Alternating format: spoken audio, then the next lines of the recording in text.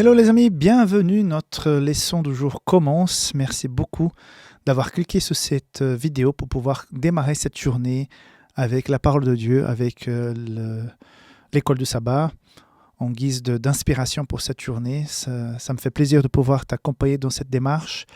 Sache que nous prions, nous demandons à Dieu de nous accompagner dans la production de ces contenus. Et j'espère effectivement qu'ils pourront être une bénédiction pour ta vie, comme il est déjà pour la nôtre qui le préparons. Comment ça va? Est-ce que ça va pour toi? Parfois, ça ne va pas. Parfois, nous avons des défis, nous avons des soucis au niveau de la famille, financiers, santé, relations interpersonnelles, au travail. Il y a toutes sortes de choses. Peut-être tu te sens seul. Tu voudrais avoir quelqu'un à côté de toi et tu ne l'as pas encore, ou tu es avec quelqu'un et que la personne est partie pour diverses raisons et qu'aujourd'hui c'est compliqué.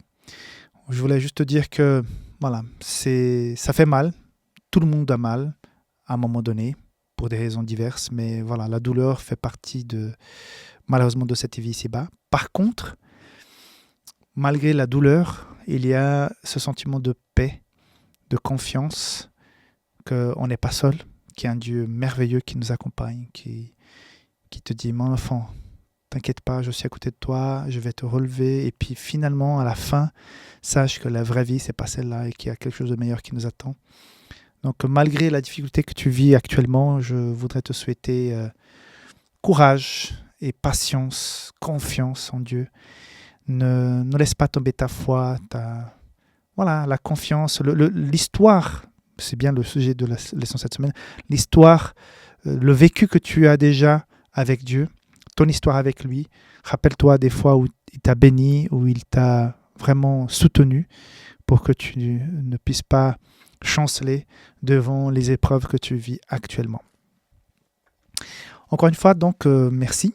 Et si jamais tu ne fais pas encore partie de notre communauté sur WhatsApp, que tu puisses rejoindre à travers le lien qui est en bas de cette vidéo. Et si jamais tu passes par des moments difficiles que je viens de mentionner, que tu puisses aussi partager, même de façon anonyme, avec notre équipe d'intercesseurs de prière.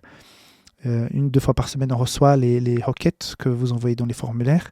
Il y a toute une équipe qui n'arrête pas de grandir, parce que d'ailleurs, en bas de cette vidéo, il y a aussi le lien pour devenir membre de l'équipe d'intercession, pour qu'on puisse donc prier pour la requête des gens qui nous envoient leurs demandes.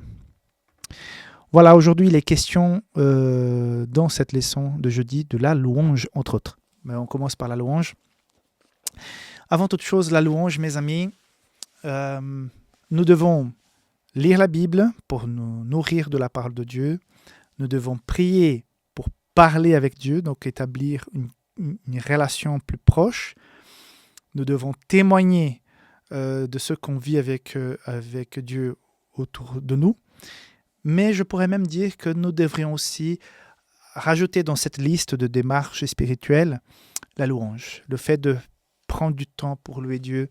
Parfois, je loue Dieu dans la voiture, je mets des chants chrétiens et puis ça chante, faux, mais ça chante. Et je pense à Dieu. Et ces moments sont... Le matin surtout, je mets souvent des chants qui me ramène la paix, le courage, parce qu'on commence la journée, il faut bien commencer avec des notes d'encouragement. Et parfois, quand il y a des soucis, tout ça, donc je mets aussi dans la voiture des chants.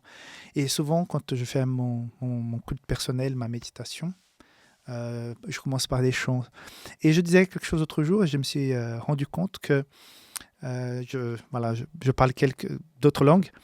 Mais quand je veux avoir, je ne sais pas, des chants qui me préparent davantage à la méditation, je mets des chants français. Je ne sais pas pourquoi. Ça fait des années que je suis dans la culture française et peut-être les chants français, on dirait qu'ils me rapprochent davantage de Dieu. J'en sais rien. Mais en tout cas, j'ai cette tendance à mettre des chants français quand je veux vraiment vivre un moment spirituel plus fort. Je ne sais pas ce que ça veut dire, mais voilà, je partage avec vous. Alors, le psaume 35 commence comme ça, verset 3. « Louez l'Éternel, car l'Éternel est bon. Chantez à son nom, car il est favorable. Car l'Éternel s'est choisi Jacob, Israël, pour qu'il lui appartienne. » Donc les chants de louange, c'est quelque part un chant de reconnaissance. C'est de dire Dieu, tu es maître dans ma vie. C'est une expression de l'adoration. Quand on dit adoration, souvent oui, c'est par la prière, c'est par la lecture de la Bible, c'est pour être parfois en silence devant Dieu, tu es en train de l'adorer, mais on dirait que les chants, c'est l'expression la plus vraie, la plus ouverte de notre adoration, que ce soit par le piano. Moi, je joue pas des instruments. J'espère un jour pouvoir prendre du temps pour jouer de la guitare, au moins.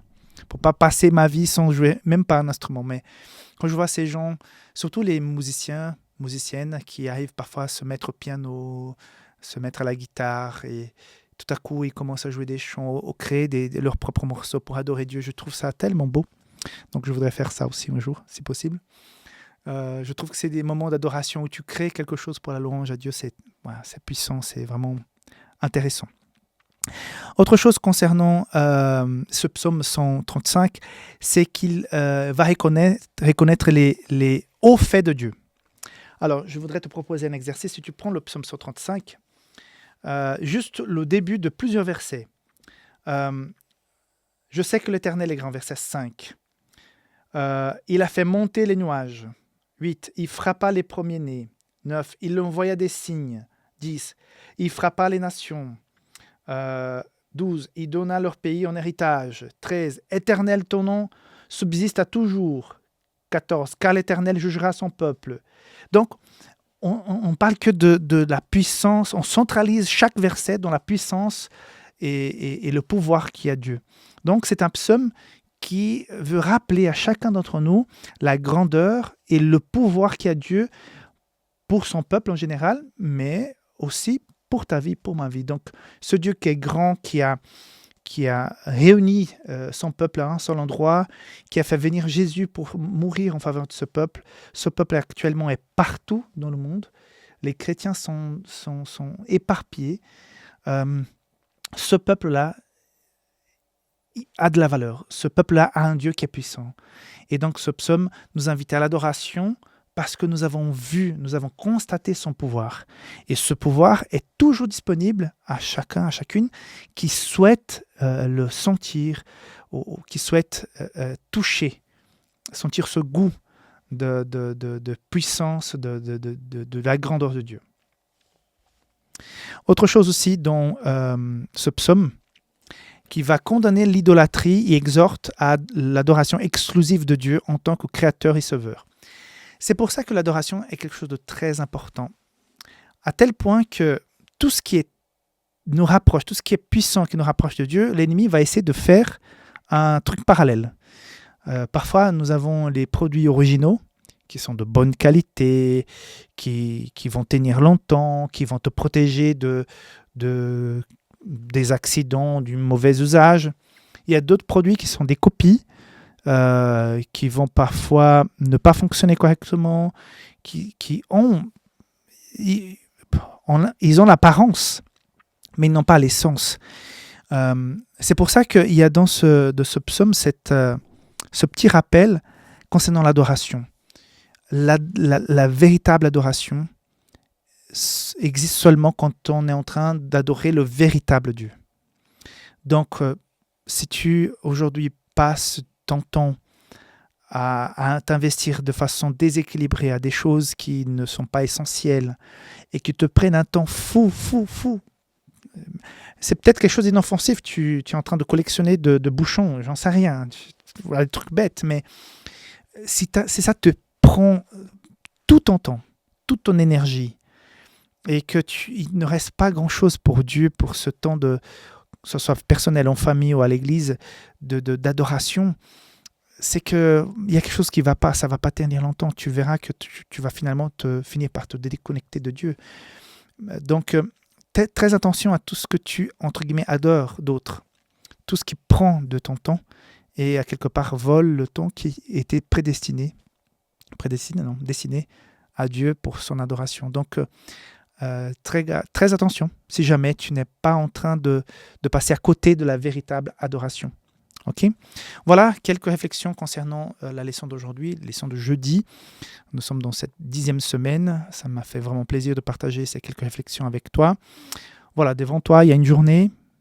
Comme j'ai dit au départ, peut-être tu vis quelque chose de dur, de difficile, mais pars confiant et pars en adorant le Seigneur, en chantant ses louanges, même si tu as mal dans un pied, avec l'autre, tu marches Même si tu as mal dans un bras, avec l'autre, tu lèves la main et tu adores Dieu et tu verras que ça va être plus simple. Ça ne va pas tout régler, mais ça va être plus simple parce que la solution, à la fin, ça sera la rédemption en Jésus-Christ, la nouvelle terre que nous aurons avec lui pour toujours. Que Dieu te garde. Belle journée. Bye bye.